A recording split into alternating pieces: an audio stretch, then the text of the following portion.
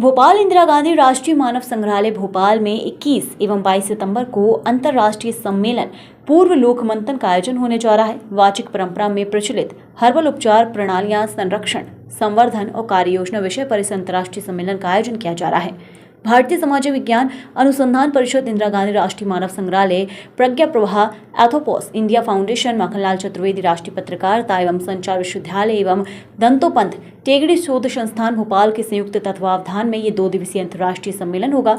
सम्मेलन में पद्मश्री यानिंग जमोह लेगो अरुणाचल प्रदेश विशेष रूप से सम्मेलन में आ रहे हैं। अंतर्राष्ट्रीय सम्मेलन में हर्बल उपचार, गैर संहिता व्रत, हर्बल उपचार, जलवायु परिवर्तन, जैव विविधता, पौधारोपण, स्वास्थ्य संचार आदि विषयों पर शिक्षकों, शोधार्थियों द्वारा शोध पत्र एवं अकादमिक पोस्टर भी प्रस्तुत किए जाएंगे। पूर्ण शोध पत्र प्रस्तुत करने की अंतिम तिथि 20 सितंबर तक रहेगी।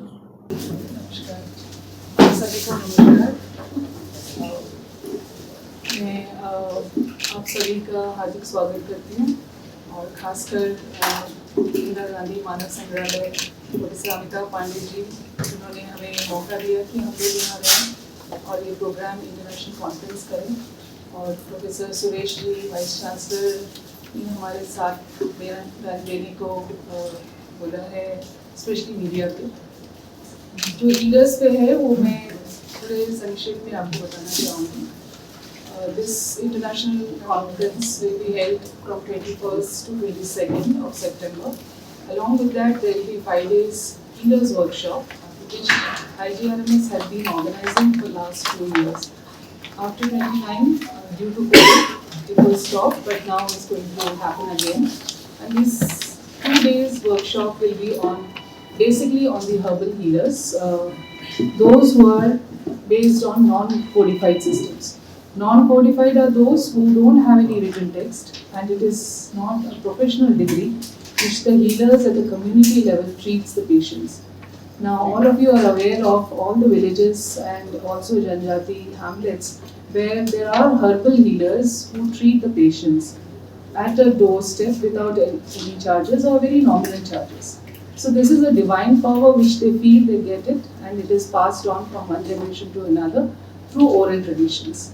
And unfortunately, such vast knowledge and traditions have not been recognized so far.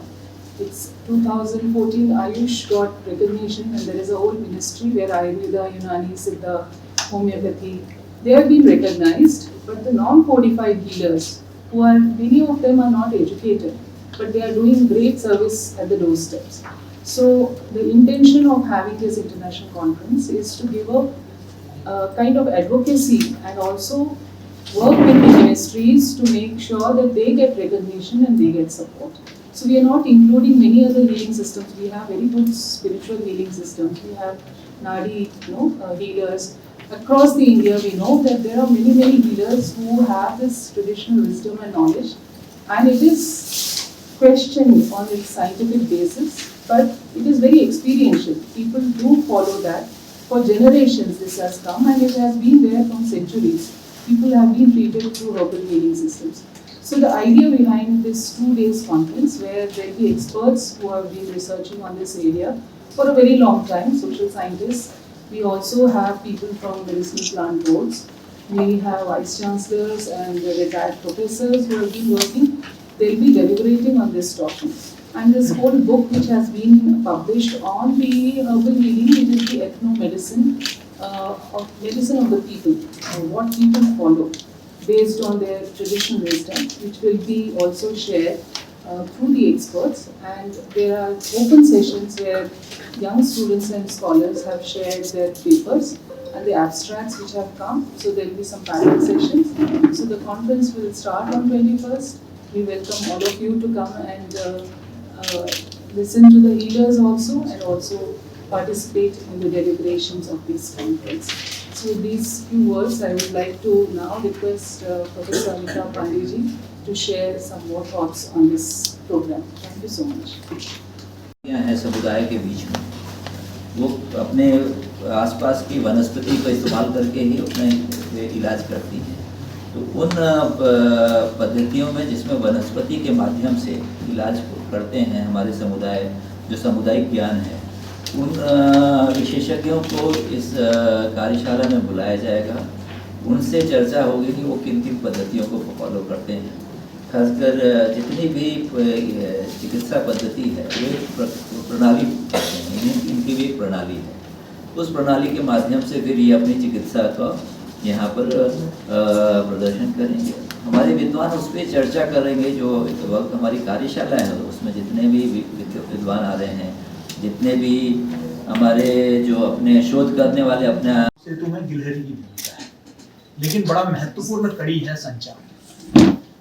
मुझे अभी भी याद है कुछ वर्ष पूर्व जब मैं दूरदर्शन का संपादक था, तब हमने केरल के कुछ जनजातियों के बीच में कार्य करने वाले लोगों का हमने किस तरीके से काम हो रहा है इसको हमने प्रचलित किया। उसके बारे में हमारा एक गुड न्यूज़ इंडिया प्रोग्राम के माध्यम से हमने दिखाया। और बाद में जो है मीनाक्षी अम्मा, उनको पद्मश्री से वो पुरस्कृत हुई। ऐसे कई हर्बल हीलर्स को पिछले 10 वर्षों में सम्मानित किया गया और कुछ पद्मश्री हमारे यहाँ भी पधार रहे हैं। तो ये बहुत आवश्यक है कि वो एक बहुत सीमित क्षेत्र में जो काम कर रहे हैं उसको ज्यादा से ज्यादा लोगों तक हम कैसे पहुंचाया जा सकता है। इस आयोजन के 3 आयाम हैं जिनका यहाँ जिक्र हो चुका है कि एक कि हर्बल हीलर्स अपने भोपाल निवासियों के लिए अपनी सेवाएं प्रदान करेंगे। तो वो खुद जो है, एक चर्चा ही होता है कि जड़ी बूटियां हैं दूर दराज के इलाकों में, उससे बड़े जटिल भारतीय ज्ञान परंपरा की चर्चा करते हैं, लेकिन यही सब तो ज्ञान परंपरा में आता है। इसको कहीं भी डॉक्यूमेंट करने का प्रयास नहीं हुआ है। अब हम इनको डॉक्यूमेंट करके, ताकि ये एक संदर्भ ग्रंथ के रूप में, रेफरेंस मटेरियल के रूप में उपलब्ध हो, उस दिशा में हम काम कर रहे हैं। हाँ, अब आप लोग भी इधर आए हैं तो कहीं ना कहीं एमसीयू पूरे पत्रकार बरादरी से जुड़ा हुआ है, तो जाहिर है कि हम लोग संचार के माध्यम से, चाहे सोशल मीडिया हो या जो पारंपरिक मीडिया है जिसको आप लोग प्रतिनिधित्व करते हैं, हम इसके माध्यम से जन जन तक इस सूचना को, हमारा मात्र प्रेस से एंगेज करना नहीं है, इसको व्यापक स्तर पर वेबसाइट के माध्यम से, सोशल मीडिया के माध्यम से, पुस्तकों के माध्यम से हम किस तरीके से इस ज्ञान परंपरा को के बारे में एक जागरूकता पैदा कर सकें। तो हमारा भूमिका जो एक संचार विश्वविद्यालय का होना चाहिए वहीं तक सीमित है, यानी कि इसको शोधकर्ताओं के बीच में और आम जन के बीच में इसके बारे में जागरूकता पैदा करना, इसके बारे में जानकारी ज्यादा से ज्यादा लोगों को देना, यह हमारी भूमिका है। धन्यवाद। होगा कि मध्य प्रदेश विधानसभा के भवन में हुआ था। प्रज्ञा प्रवाह का अर्थ ये है कि जो हमारे लोग हैं, लोग की जो भी संबंधित बातें हैं वो सब उसमें आए और उसका वो लें। इसी में आज ये आयोजन है। हम जानते हैं कि जनजातियों में बहुत से ऐसे लोग हैं जो अपना इलाज कराते हैं, भले ही वो हमारी पेथियों में कहीं नहीं है, लेकिन वो कारगर भी हैं, अपना इलाज खुद करते हैं। तो इस बार उनका सम्मेलन प्री लोक मंथन के रूप में यहाँ रखा है। वास्तव में लोक मंथन का जो मुख्य कार्यक्रम होगा वो भाग्यनगर हैदराबाद में होगा नवंबर महीने में। तो ये उसकी अग्रिम गतिविधि के रूप में है। इसमें जो विशेषज्ञ, जैसा कि अभी बताया, काफी आएंगे वो लोग जिनको आप जड़ी बूटियों से इलाज सामान्य भाषा में कहते हैं, उसका प्रदर्शन भी होगा। तो इसका जितना आप उसको प्रचार करेंगे उतना अधिक लोग भी आ सकेंगे। है तो कार्यक्रम नागरिकों के लिए, तो उतना अधिक वो भी इसका लाभ ले पाएंगे। और बाकी मैं तो प्रज्ञा प्रवाह की ओर से आपका आभार व्यक्त कर सकता हूँ। धन्यवाद।